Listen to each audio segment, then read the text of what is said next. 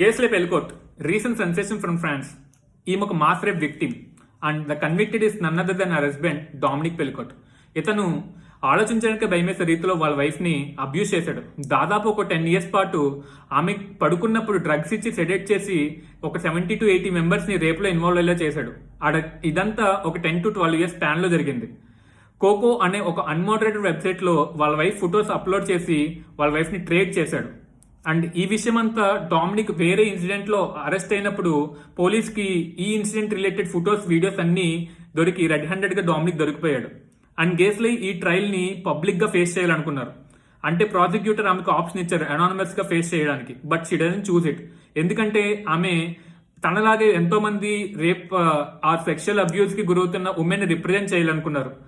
And Dominic ఇప్పటికి 20 years jail శిక్ష పడింది. డామినిక్ తో పాటు ఇన్వాల్వ్ అయిన అదర్ 50 మెంబర్స్ కూడా పడింది.